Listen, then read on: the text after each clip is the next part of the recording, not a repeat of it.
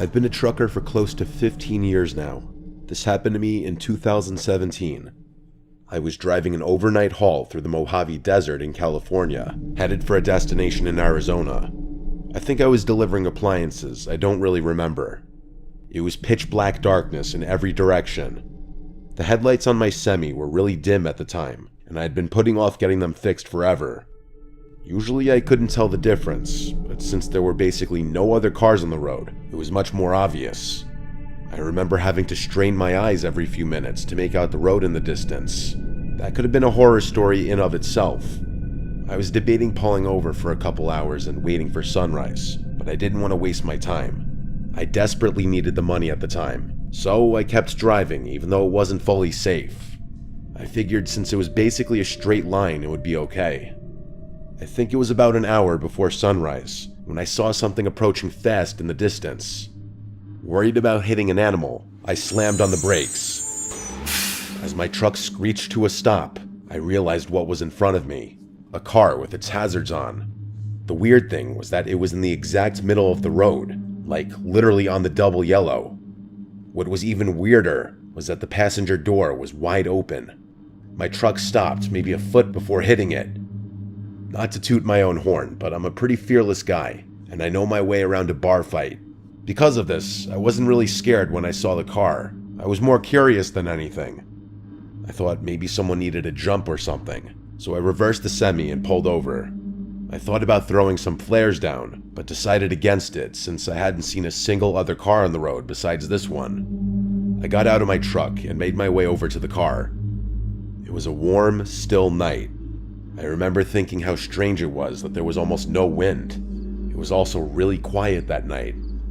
The faint click of the hazards was the only sound in what felt like the entire desert. I got a little closer to the car. I vividly remember that it was a new-looking red Ford Fusion. I approached the car a little cautiously. Like I said, the passenger door was wide open. I walked around the car and stopped in my tracks. It was completely empty. I made sure of it too, checking the back seat and anywhere someone might be laying down. There was literally no one inside.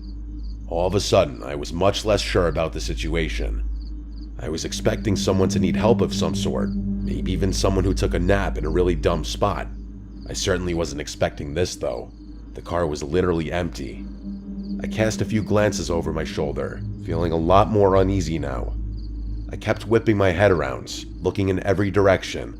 I felt like someone was going to charge me or something. The problem was, it was so dark that I couldn't see that far in front of me, except for what was lit up by my truck's headlights. It was eerie. I waited a while longer, thinking about getting back in my truck and forgetting about this whole thing. Someone was out there, somewhere. Against my better judgment, I decided to keep investigating. I looked inside the car, but everything seemed completely normal. The key was even in the ignition, although the engine was turned off. I got back out of the car and made my way over to the trunk. Might as well have a look, I figured. I went to open it, but it wouldn't budge. Locked. I grabbed the key out of the ignition and unlocked the trunk. Still though, the thing wouldn't budge. It was jammed from the inside somehow. I opened the back door and tried getting at the trunk through the back seat. To my surprise, it actually opened. There were 3 squished garbage bags back there, along with a rope that was tying the trunk closed. I remember glancing one more time over my shoulder before reaching for them. The coast was clear. I must have been within 5 inches from one of the bags when the loudest gunshot I've ever heard rang out into the night. I slammed my head on the roof of the car in shock. I didn't even think.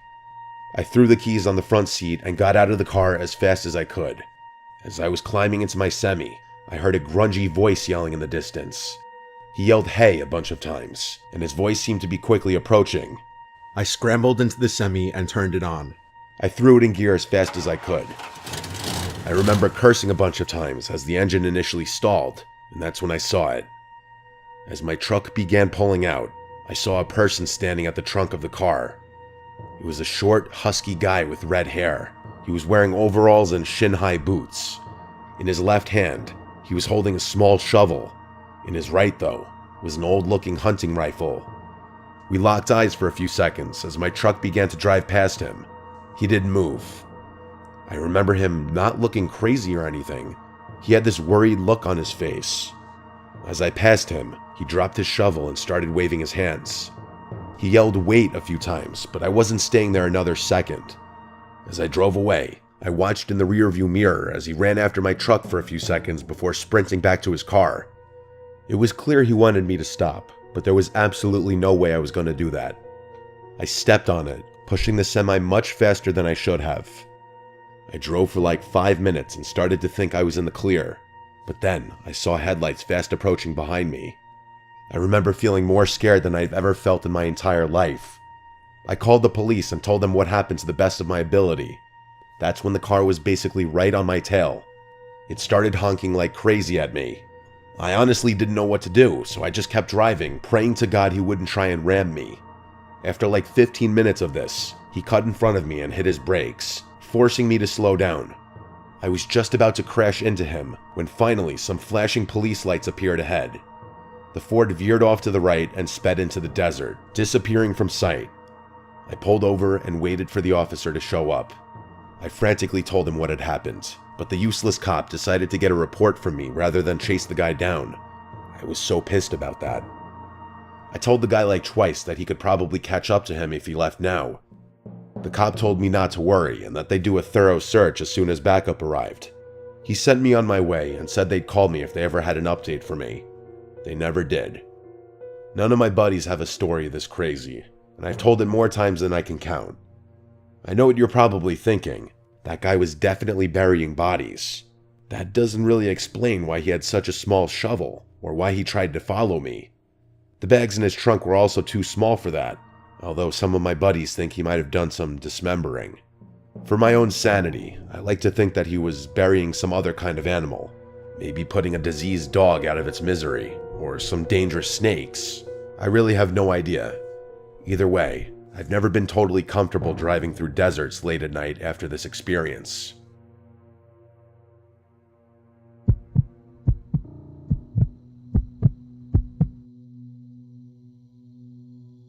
I'm sure you've seen some of the more modern videos online where truckers will document their daily routines and provide tips for each other. Or maybe you haven't. But being as I'm on the younger side in this industry, every time I open TikTok or YouTube Shorts, that's all I see. I won't get into it, but I had to drop out of a pretty prestigious university for some personal reasons, and people always tell me I could have been more than a trucker.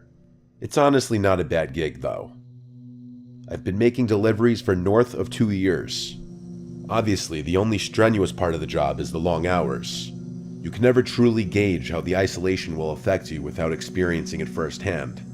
My only advice would be to make peace with whatever demons might be lurking in your subconscious, because they'll definitely eat at your brain in the lonely hours. That's what happened to me, anyway. This happened to me 3 months after getting employed by my first company. I was basically as new in this trade as one could get. I was driving from southern New Jersey to Lafayette, Indiana, a 12-hour drive. 12 hours driving might not seem that crazy, but factor in the fact that I just completed an 8-hour trip, and that should put things into perspective. I wanted to get deliveries done as quickly as possible, so I opted to drive through the night. I'd get to Lafayette just before 3 a.m. Things were going smoothly. There were virtually no other cars on the road, so I was able to push the semi a little faster than normal. About halfway through the drive, I remember reaching down at the center console to chug a Red Bull, but there weren't any. Of course, I had forgotten to restock my truck after completing my previous delivery. After slapping my dashboard a few times, I groaned in frustration, knowing I'd have to stop somewhere. There was nothing I hated more than having to make stops during my drives. I might be unique in this, but I always get exponentially more tired when my vehicle is immobile, even if I'm only stopped for like 20 seconds. After glancing up at the navigation, I figured I had no choice. Either fall asleep on the road, or stop and get an energy drink. In my brain, those options were pretty much equivalent. Reluctantly, I pulled into the first service stop I saw. I had literally no clue where I was, probably somewhere in Ohio at this point. Too late, I realized this wasn't actually a service stop. It was what looked like an abandoned gas station and a repurposed convenience store. I'm not sure if there's any better way to describe it. Either way, it looked like there was another quick stop store not far up the road, so I figured I'd go there if anything. I parked the semi and made my way over to the first convenience store. To be completely honest, I was expecting one of two things to happen. Either the place would be open or the door would be locked. You can imagine my surprise then when the door swung open into a pitch black store. I looked around, hoping maybe I'd get lucky and there would be a drink or snack left behind. Just before I was about to turn around, my eyes adjusted to the darkness, and I picked up on a faint glow emanating from the corner of the room. I made my way over to it, and the glow turned out to be coming from a back room of some sort. Curiosity got the better of me, and I opened the door slowly. To my pleasant surprise, there was a plugged-in refrigerator against the wall. Eagerly, I opened the door, but found nothing. Literally nothing. The shelves had literally been removed, like the whole appliance had been gutted. As I was shutting the door, I was 90% certain I heard a clatter from the main room, like something hitting the floor. I froze for a good 10 seconds. Had I imagined it? There was no way. Quietly, I walked back into the main room and looked around. Nothing. Part of me wanted to keep investigating. I didn't have time for this, though.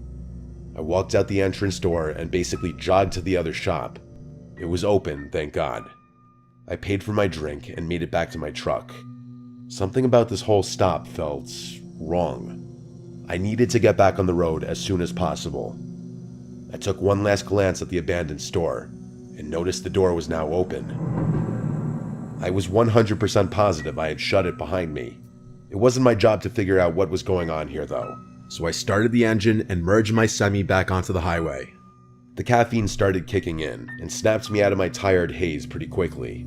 My mind began to wander, and I started thinking about how bizarre that whole thing had actually been. I guess a squatter in an abandoned building wasn't the strangest thing in the world, but my brain couldn't explain that refrigerator no matter what theory I thought of. I tried to forget about it and kept driving. It was then that I started noticing weird movements in the curtain behind me. Sweat started dripping down my forehead. I watched in the rearview mirror as the curtain seemed to billow and move, even though I didn't have the air on. I thought the worst. There was someone in my truck.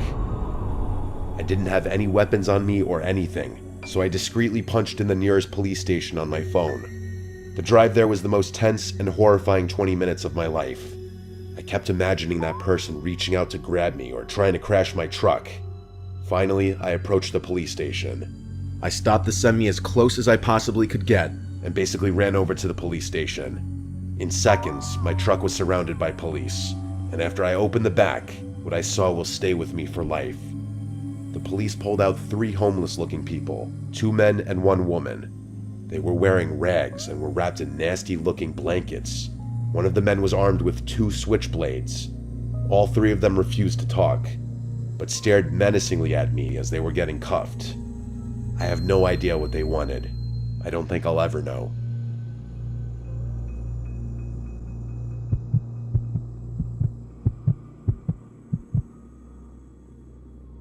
My name is Kevin.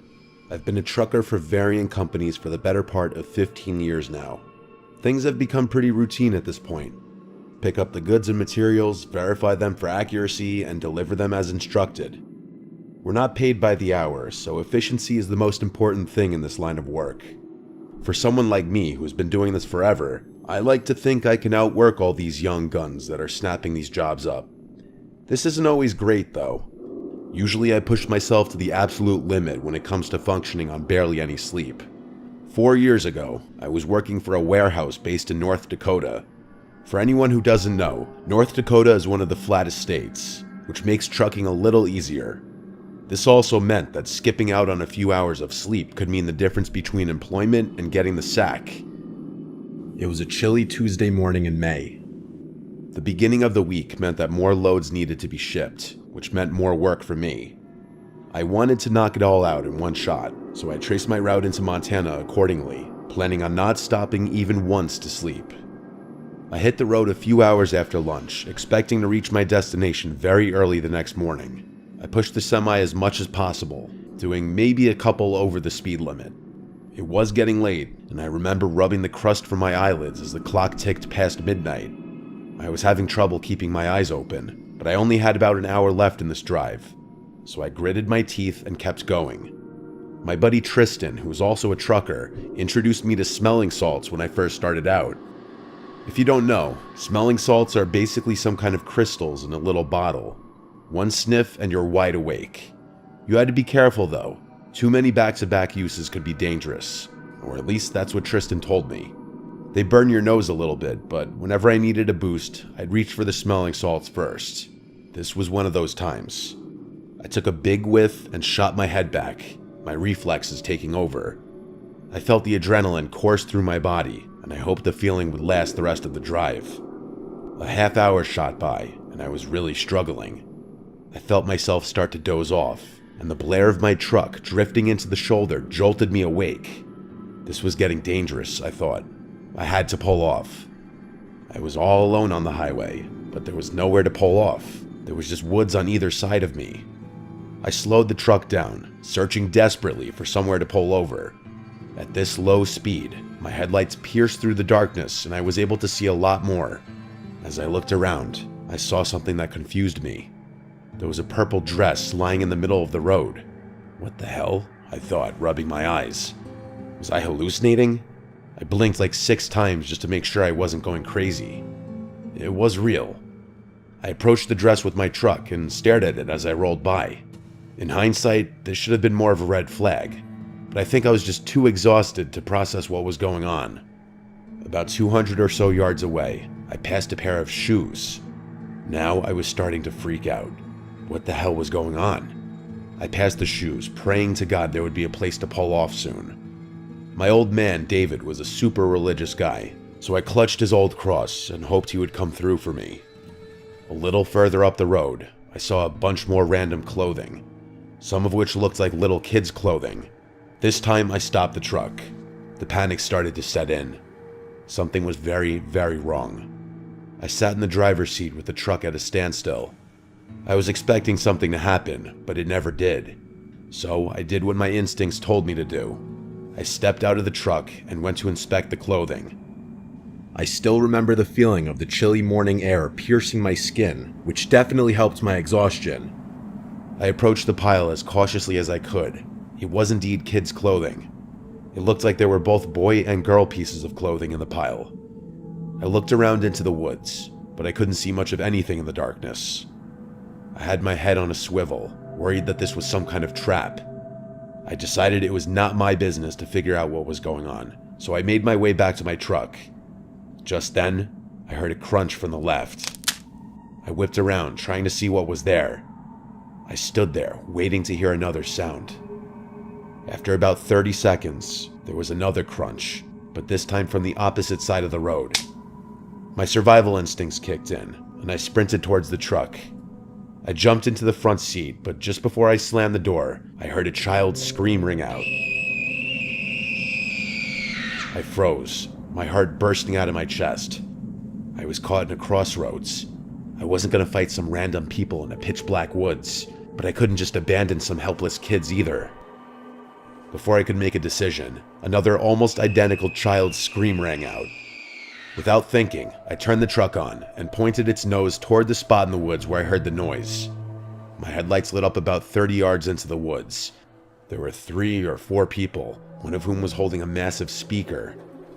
They ducked behind a couple trees as my truck lit them up, but I had exposed them for just enough time to make out what they were doing. They hid from the light before I could really make out any distinctive features, but I swear on my old man David's grave, they were holding up a speaker, trying to lure me into the woods with a fake kid screaming. I was just in shock. I just sat there, staring at the trees those people had just hid behind. I reached for my phone to call the police, but before I finished dialing, I heard a thump from the body of the truck. Someone had thrown something from the other direction. I was done. I turned back to face the road and slammed on the gas. As I sped off, I could make out a person on the other side of the road. He shouted something I couldn't understand before launching something at the truck that cracked the glass of my passenger side window. I drove the final hour in silence.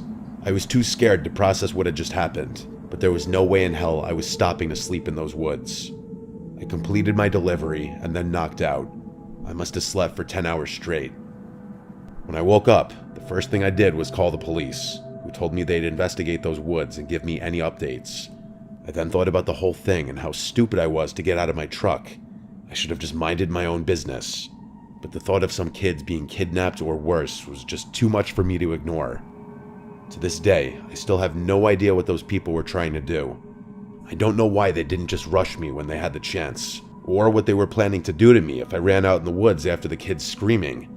In all my years of being a trucker, nothing has ever come close to being as strange or downright terrifying as this experience.